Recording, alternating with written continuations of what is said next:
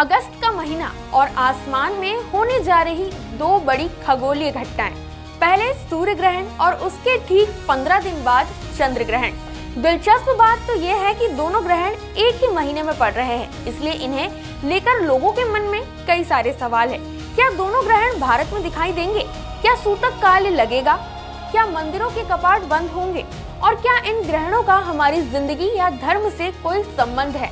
वहीं दूसरी ओर और वैज्ञानिक इसे एक सामान्य खगोलीय घटना बताते हैं, जबकि ज्योतिष और धार्मिक मान्यताओं में ग्रहण को अलग नजरिए से देखा जाता है। तो आखिर इन दोनों में क्या अंतर है और क्या साल 2026 के इन दोनों ग्रहणों के बारे में हर भारतीय को जानना चाहिए? आज की इस खास रिपोर्ट में हम आपको बताएंगे साल के आखिरी सूर्य और चंद्र ग्रहण के बारे में। इनसे जुड़ी हर छोटी बड़ी जानकारी आसान भाषा में, ताकि आपको भी पता चले साल का आखिरी चंद्र और सूर्य ग्रहण कितना खास है।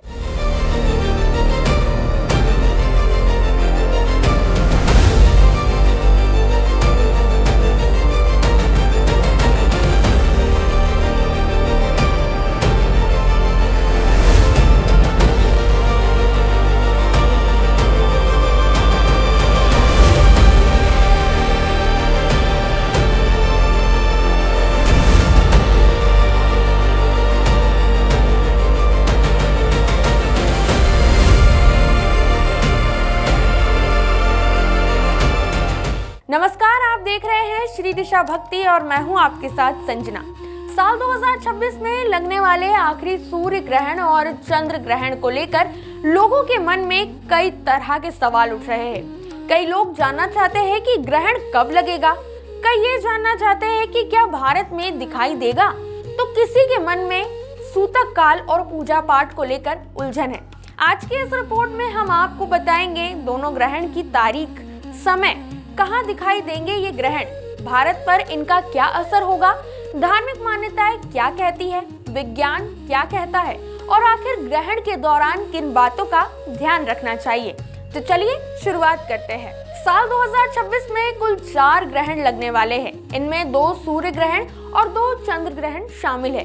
इनमें से 2 ग्रहण पहले ही लग चुके हैं, जबकि अब साल के आखिरी 2 ग्रहण अगस्त महीने में लगने जा रहे हैं। सबसे पहले बात करते हैं सूर्य ग्रहण की। साल 2026 का आखिरी सूर्य ग्रहण 12 अगस्त यानी कि बुधवार को लगेगा।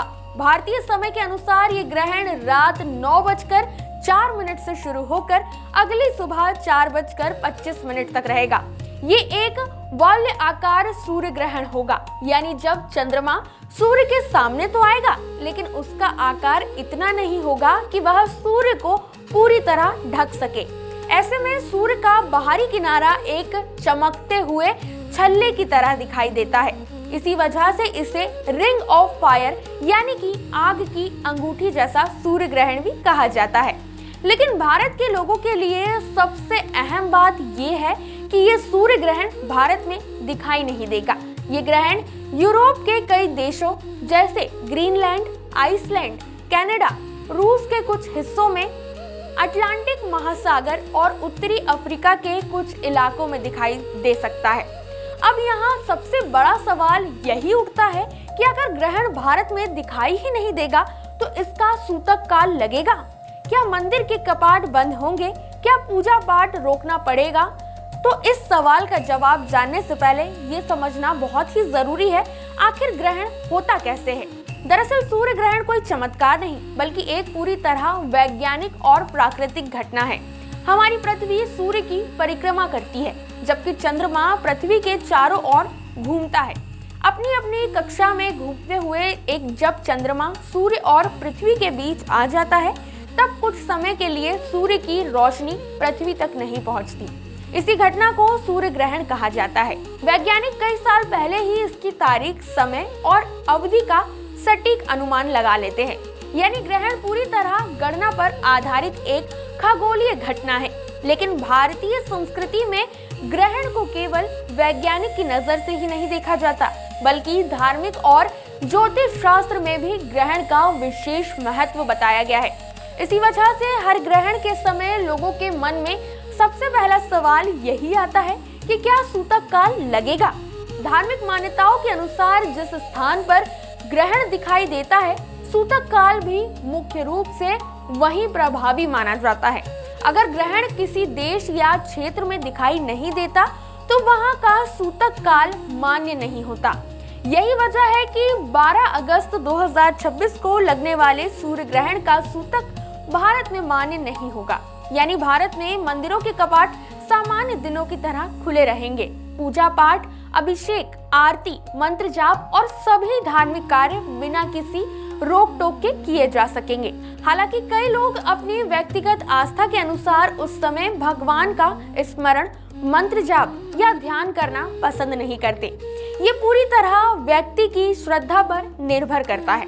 अब सवाल आता है कि सूर्य ग्रहण के सिर्फ 15 दिन बाद दूसरा ग्रहण कैसे लग रहा है। दरअसल ग्रहण हमेशा अमावस्या और पूर्णिमा के आसपास ही लगते हैं। अमावस्या के दिन सूर्य ग्रहण की संभावना होती है, जबकि पूर्णिमा के दिन चंद्र ग्रहण लग सकता है। जब ग्रहों की स्थिति अनुकूल होती है तब एक ही पक्ष के अंतराल में सूर्य ग्रहण और चंद्र ग्रहण दोनों देखने को मिलते हैं। यही वजह है कि इस बार सूर्य ग्रहण के लगभग 15 दिन बाद साल का आखिरी चंद्र ग्रहण भी लगने जा रहा है। ये चंद्र ग्रहण 28 अगस्त 2026 यानी कि रक्षाबंधन और सावन पूर्णिमा के दिन लगेगा। भारतीय समय के अनुसार ये ग्रहण सुबह 8:04 से शुरू होकर दोपहर 11:22 तक रहेगा। ये एक आकाशिक चंद्र ग्रहण होगा, यानी इस दौरान पृथ्वी की छाया चंद्रमा के केवल एक हिस्से पर पड़ेगी। चंद्रमा पूरी तरह नहीं ढकेगा, बल्कि उसका कुछ भाग ही अंधकारमय दिखाई देगा। लेकिन यहाँ भी भारत के लोगों के लिए सबसे अहम बात वही है, ये चंद्र ग्रहण भी भारत में नहीं दिखाई देगा। ये ग्रहण अफ्रीका, यूरोप, उत्तर और दक्षिण अमेरिका, साथ ही पश्चिमी Asia, Afghanistan, Pakistan, Iran, Iraq, Saudi Arab और हिंद महासागर के कुछ हिस्सों में दिखाई देगा। यानी भारत के आसमान में ये चंद्र ग्रहण भी नजर नहीं आएगा। अब ऐसे में एक बार फिर वही सवाल, क्या चंद्र ग्रहण का सूतक काल भारत में मान्य होगा? इसका जवाब भी नहीं है, क्योंकि ये ग्रहण भारत में दिखाई ही नहीं देगा। इसलिए धार्मिक मान्यताओं के अनुसार इसका सूतक काल भी यहाँ प्रभावी नहीं माना जाएगा। यानी 28 अगस्त को भी देश भर के मंदिरों में नियमित पूजा होगी। रक्षाबंधन का पर्व भी सामान्य तरीके से मनाया जाएगा। बहनें अपने भाइयों को राखी बांध सकेगी और किसी तरह की धार्मिक बाधा नहीं होगी। अब यहाँ एक बात और समझना बहुत ही जरूरी है। अक्सर सोशल मीडिया पर ग्रहण को लेकर कई तरह के संदेश वायरल होने लगते हैं। कहीं कहा जाता है कि घर से बाहर मत निकलो, कहीं कहा जाता है कि खाना बिल्कुल मत खाओ, तो कहीं इसे बड़े संकेत से जोड़ दिया जाता है। लेकिन हर ग्रहण के नियम एक जैसे नहीं होते। किसी भी ग्रहण का धार्मिक प्रभाव इस बात पर निर्भर करता है कि वहाँ आपके क्षेत्र में दिखाई दे रहा है या फिर नहीं। अगर ग्रहण भारत में दिखाई ही नहीं दे रहा तो ज्यादातर धार्मिक मान्यताओं के अनुसार यहाँ सूतक और उससे जुड़े नियम लागू नहीं होते। हालांकि अगर कोई व्यक्ति अपनी श्रद्धा से उस समय मंत्र जाप, ध्यान या भगवान का स्मरण करना चाहता है तो वह एक सकारात्मक आध्यात्मिक अभ्यास माना जाता है। लेकिन क्या ग्रहण के दौरान कुछ ऐसे काम भी है जिन्हें शास्त्रों में शुभ माना गया है, और क्या कुछ ऐसे बातें भी है जिनसे बचने की सलाह दी जाती है? आइए अब जानते हैं ग्रहण के दौरान क्या करें और क्या नहीं। अब सवाल ये है कि अगर भारत में दोनों ग्रहण दिखाई ही नहीं देंगे तो फिर क्या हमें कुछ भी करने की जरूरत नहीं? देखिए, वैज्ञानिक दृष्टि से अगर ग्रहण आपके क्षेत्र में दिखाई नहीं दे रहा तो उसका कोई सीधा प्रभाव नहीं माना जाता। वहीं धार्मिक मान्यता के अनुसार भी भारत में इन दोनों ग्रहणों का सूतक काल मान्य नहीं होगा। लेकिन फिर भी कई लोग अपनी आस्था के अनुसार ग्रहण के समय भगवान का स्मरण करना पसंद करते हैं। मान्यता है कि इस समय किया गया जाप और ध्यान मन को एकाग्र करता है और सकारात्मक ऊर्जा देता है। अगर हम शास्त्रों में बताए गए कुछ सामान्य नियमों की बात करें तो ग्रहण के समय भगवान के मंत्रों का जाप करना शुभ माना जाता है। अगर सूर्य ग्रहण हो तो ओम सूर्याय नमः, आदित्य हृदय स्तोत्र या सूर्य अष्टकम का पाठ करने की सलाह दी जाती है। वहीं चंद्र ग्रहण के समय भगवान शिव, भगवान विष्णु या महामृत्युंजय मृत्युंजय मंत्र का जाप करना भी शुभ माना जाता है। इसके अलावा कई लोग ग्रहण के समय ध्यान लगाते हैं, क्योंकि इस दौरान चारों ओर शांति होती है और मन को एक जगह केंद्र करना आसान माना जाता है। ग्रहण समाप्त होने के बाद स्नान करना, घर में गंगा जल का छिड़काव करना और अपनी श्रद्धा के अनुसार दान पुण्य करना भी कई धार्मिक परंपराओं का हिस्सा माना जाता है। देखिए, अगर दान की बात करें तो गाय को हरा चारा, पक्षियों को दाना, जरूरतमंदों को भोजन, वस्त्र या अपनी क्षमता के अनुसार सहयोग देना पुण्य का काम माना गया है। अब बात करते हैं उन बातों की जिनका जिक्र अक्सर ग्रहण के दौरान किया जाता है। अक्सर आपने सुना होगा कि ग्रहण के समय भोजन नहीं करना चाहिए, शुभ काम नहीं करने चाहिए या फिर मंदिर नहीं जाना चाहिए। दरअसल ये नियम मुख्य रूप से उसी स्थान पर लागू माने जाते हैं जहां ग्रहण दिखाई देता है, क्योंकि इस बार 12 अगस्त का सूर्य ग्रहण और 18 अगस्त का चंद्र ग्रहण भारत में दिखाई ही नहीं देंगे। इसके लिए यहाँ इन नियमों को लेकर किसी तरह की बाध्यता नहीं मानी जाती है। यानी अगर आपके घर में कोई पूजा है, कोई शुभ कार्य है या रक्षाबंधन का त्योहार मनाया जाना है तो उसे सामान्य तरीके से किया जा सकता है। अब यहाँ एक और दिलचस्प सवाल आता है, अगर ये दोनों ग्रहण भारत में दिखाई ही नहीं देंगे तो फिर भारत में अगला ग्रहण कब दिखाई देगा? इसका जवाब भी काफी दिलचस्प है। वैज्ञानिकों के अनुसार भारत में अगला सूर्य ग्रहण 2 अगस्त 2027 को दिखाई देगा। खास बात तो ये है कि इसे इस सदी का सबसे लंबा पूर्ण सूर्य ग्रहण माना जा रहा है। इसकी आध्यात्मिक अवधि करीब 6 मिनट 23 सेकंड होगी। हालांकि भारत में ये पूर्ण रूप से नहीं बल्कि आकाशिक सूर्य ग्रहण के रूप में दिखाई देगा। अगर कोई व्यक्ति इस सूर्य ग्रहण का पूर्ण दर्शन देखना चाहता है तो उसके लिए मिस्र, लीबिया और कुछ अन्य देशों को सबसे बेहतर स्थान माना जा रहा है। वहीं भारत में अगला चंद्र ग्रहण 20 फरवरी 2027 को दिखाई देगा। हालांकि यह उपछाया चंद्र ग्रहण होगा, इसलिए इसे सामान्य लोगों के लिए पहचानना थोड़ा मुश्किल हो सकता है।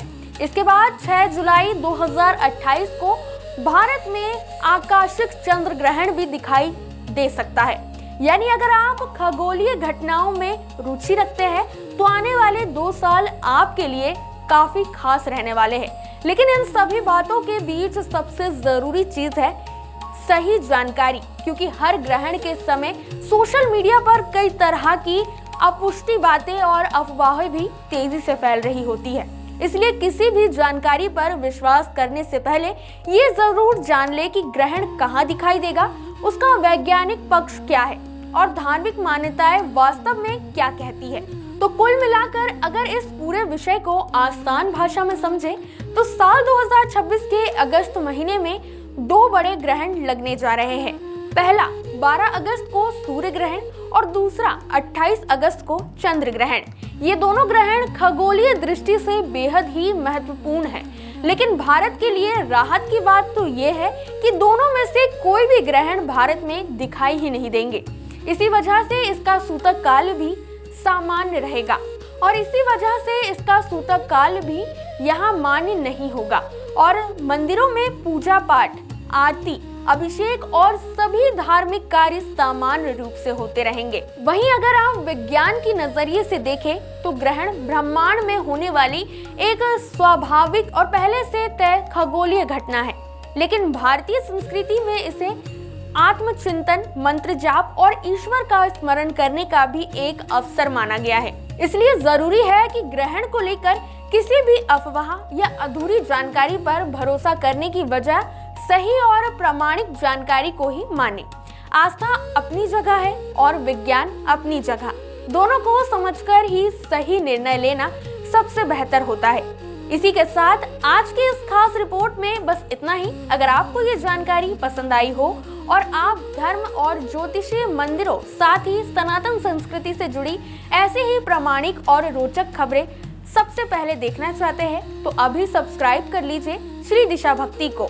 वीडियो पसंद आया हो तो इसे लाइक करें, अपने परिवार और दोस्तों के साथ शेयर करें और कमेंट करके हमें जरूर बताइए क्या आप ग्रहण को वैज्ञानिक घटना में मानते हैं या धार्मिक मान्यता या दोनों को साथ लेकर चलते हैं।